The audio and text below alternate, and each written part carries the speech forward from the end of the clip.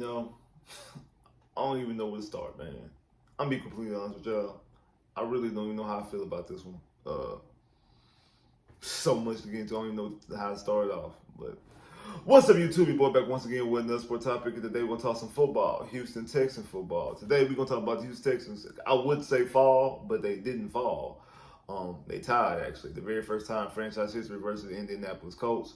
2020. We're gonna talk about. We're gonna break it down. But before we get in there, like I've been telling you before, if you're liking the content, make sure you're liking the channel. Make sure you're sharing the channel. Make sure you subscribe to the channel. Make sure you're sharing the channel on all social media platforms: Instagram, Twitter, Facebook, TikTok, Snapchat.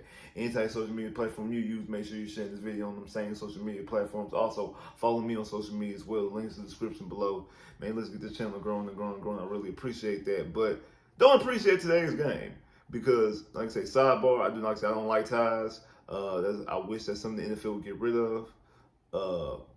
But like one thing, the Texans past 20 years have never even got to a tie. But if you allow teams to continuously get ties, eventually you will fall victim to that same thing and end up getting a tie. But the game shouldn't even went this far. Shouldn't even went to overtime. The Texans were up 20-3 in the fourth quarter, at least at the end of the third quarter, if not in the fourth quarter, if I'm not mistaken. There's no reason why this game should have even went to overtime, let alone ended in a tie. But bad coaching decisions, bad play calls, just being the Texans. It really, in a nutshell, being the Houston Texans. I mean, I think you could basically hold this victim of the Houston Texans actually being the Houston Texans. There's no way. The Colts were not the better team today. And from what I've seen, if I'm an Indianapolis Colts fan, I'm very scared of, can this team really win the division this going season? Because if you were down 20-0 versus the Houston Texans, in situations where you're forcing stuff to go on fourth down, you shouldn't feel very confident in what you're seeing. I mean, the good things about today's game, I mean, I think the secondary actually, in my opinion, played great. Even though I know Matt Ryan got over 300 yards, a lot of that was because of like circumstances, the way things were going. But the secondary, especially when they needed, like especially the young guys, you talk about Petrie, you talk about Derek Stingley, even Jonathan Owens. I mean, on that the last field goal that the Texans held the Colts to in the fourth quarter, back plays all were made by DBs. I mean, Petrie made a play, then Jonathan Owens knocked the ball out, then they threw it to Alec Pierce, and Stingley knocks the ball out late. Like guys were making actual plays. We were able to get the pass rush, able to put some pressure on Matt Ryan. But what hurt the Texans defense is linebackers. Our linebackers not being able to cover, especially on that on the drive that the Colts went for got the field goal in overtime. Well, didn't get the field goal, but the field goal attempt in overtime. I think like Gruber Trill and Christian Kersey both had lapses in their coverage, and that's part of the reason why they were able to move the football. Also calling a lot of zones. The thing is with Matt Ryan is a veteran quarterback, won a league MVP. Even with how you feel about Matt Ryan, he can find holes in the zones, especially when you're talking about a very inexperienced DB room. I mean, you got two rookies in Jalen Petrie and Derek Stingley, and you also have a guy in Jonathan Owens who I'm thinking Jonathan Owens in his third year maybe, but he hasn't played a lot of football. I know last year he played a game against the Chargers, had the interceptions, but he really hasn't played a lot of football, especially in the secondary. When he has played, it's been special teams. So he hasn't played a lot of football. So you got a lot of inexperience back there in that DB room. So of course they're going to find holes in the. Of course, a veteran quarterback like Matt Ryan is going to find holes in the secondary, find holes in those zones. But the biggest thing to me, the biggest takeaway to me is, man, I don't know if it was Lovie Smith's fault or if it's Pep Hamilton's fault, but it has to be corrected very soon. I think Pep Hamilton has to go. And the reason why I say this is because there's no excuse why you're out there running Alex Burkhead over Dameon Pierce. There's no excuse at all why you're running him. Like in crucial situations, in the first half, because like I said, the last actual real play we seen of Dameon Pierce, he got his foot stepped on and got hit behind the line of scrimmage by Davis Mills. So I thought maybe it was an injury because we didn't see him no more. Then we didn't see him then we didn't see him anymore in like the rest of the second quarter and then the third quarter. Then we did see him a couple drives here and there. Okay, so he's not hurt. He's out there playing, but yet they keep taking him out. In crucial down and distance situations where it was clear that he's the better back, that he gets more pop out of it, and you're not utilizing your strengths. I don't understand what your infatuation was Rex Burkhead. I understand he's from the Woodlands. I get all that. But none of that matters right now. We're trying to win football games here. Like, we're trying to win actual football games, but yet still, you're running Rex Burkhead, I'm sorry. You're out here running Rex Burkhead over Dameon Pierce when it's clear Dameon Pierce is the better back. Like, it makes no absolute sense. I don't understand what the logic was in that. I don't get it. I don't get where you saving them from. Like, we don't want to put too much mileage on them. Forget all that. We trying to win a football game here. Like, come on, we trying to win a football game, but yet still, I don't understand what your line I think it was, and then the play calls was just bad, especially on that third down. That third down right there, the end of the reason why it's a tie. That third down going into the third down in overtime. When this was, I think it was 3rd and 2. One, why'd you run Rex Burkhead to begin with? And two, that type of play call, what was it that you was calling? And then I'm gonna give Lovey some credit. I'm gonna give Lovey some slack too. Why'd you punt the football? It is 20 seconds left to go in this game. Try to win the damn game. Like, stop. Oh, we're gonna get a tie. Forget getting a tie. Forget getting a tie. This is not what the situation a couple years ago with against the Colts and the Texans when Wichita said Frank Reich said we don't play for ties. It was a little bit more time left on the clock. They were a little on a different side of the football field. That was a little different type of situation. Even though I understand where he was coming from, but that's a different type of situation. You're not going to get no slack for that, but you will get some slack for punting on, I forgot what it was. It was 4th and 3, 4th and 4, and you're punting the football? Get the damn first down. Throw into the end zone, try to get a touchdown or whatever, but try to at least get the first down. No one's going to criticize you for that. No one at all for trying to win a football game. But yet still, that's not what you did. So that's bad coaching right there. Bad coaching on both sides. So I don't know who idea was not to let Dameon Pierce run, but both of them need to get slack for that as well. And like I said, and I don't know what type of play calls Pep Hamilton was doing, but it was atrocious. It was just bad football. Now, one thing I will do, O.J. Howard played well. I liked what I seen out of O.J. Howard. I like what I seen that offense. I like what I seen that O.J. Howard.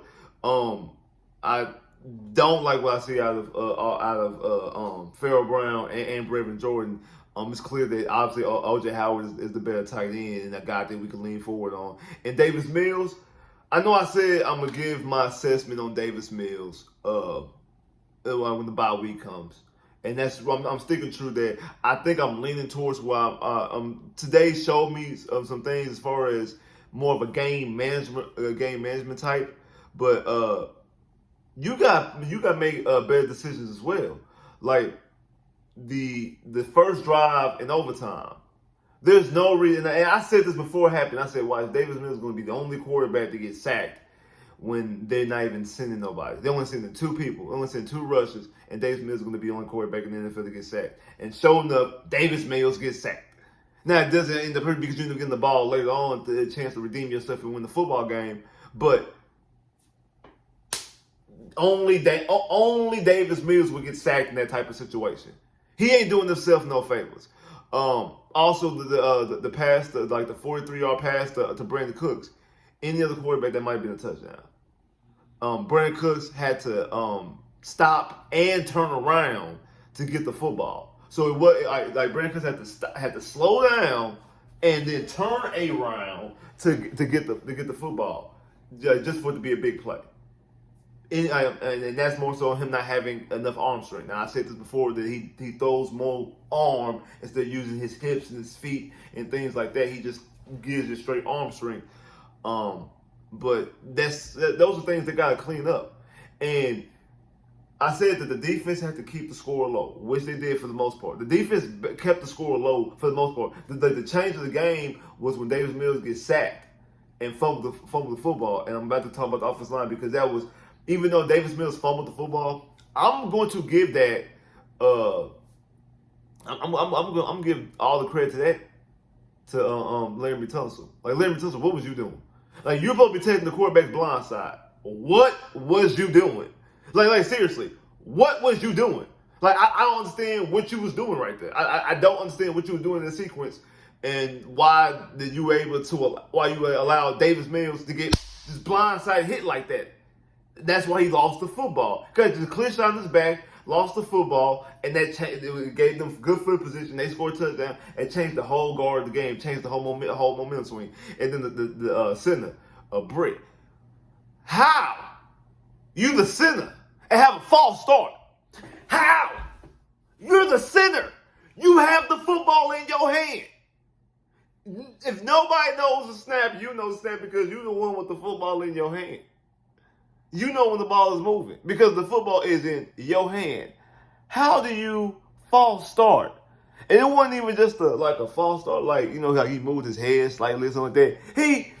He moved. He completely moved. Like, what was you doing? Like, what was you doing?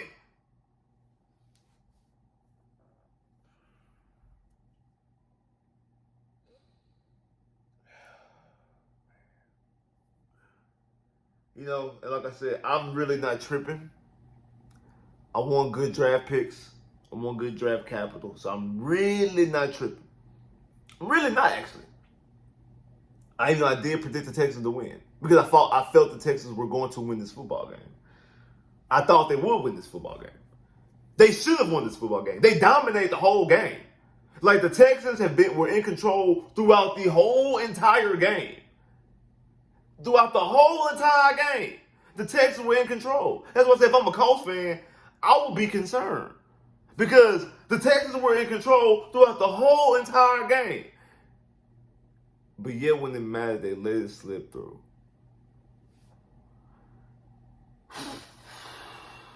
I don't know where to go. I don't know what can you learn from this. I think the defense is going to be all right. Honestly, even though the defense did give up 17 unanswered points, because you have a 17-point lead. The defense did give up 17 unanswered points, but they all circumstantial. I mean, like the drive they held them at to not let them get that field goal. I mean, to let them only get a field goal, and then also there was a turnover. I mean, the last drive, the drive for them to get the game time touchdown probably was their worst drive. But then how they played in overtime. Like I said, I have no problem with the Texans' defense. And I said this before, that the Texans are going to be leaning on their defense. They have to keep scores low. And once you get over 20 points, that's when the chances of the team winning decreases because of the deficiencies offensively. They don't have the talent offensively. And then the play by Chris Moore, that's nothing too. Like, Davis Mills, I don't know when I think he was throwing to Brevin Jordan. And Chris Moore made an interception, actually. like Chris Moore came in like a DB and snatched it, was able to basically save Davis Mills and save that drive. And I thought that was going to be the game-saving play on that drive that should have the Texans should have did something with in overtime, but didn't even elect to try. Didn't even elect to attempt. Just gave the football back and just said, "Oh, we're gonna go with the tie. Like we're gonna go with the tie, y'all." Like.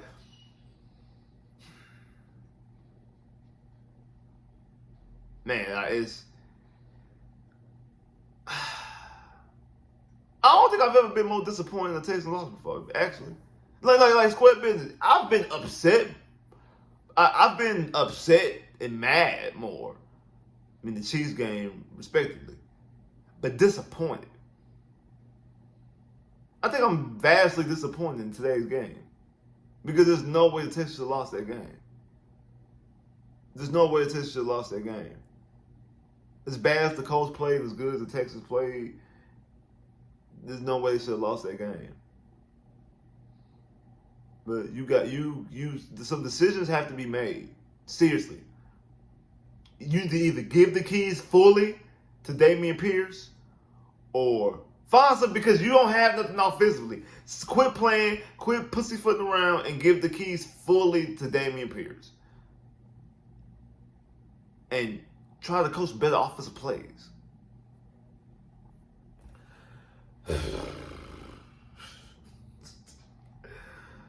Like, subscribe if you haven't, comment below if you haven't, click that bell, get more videos. I holla.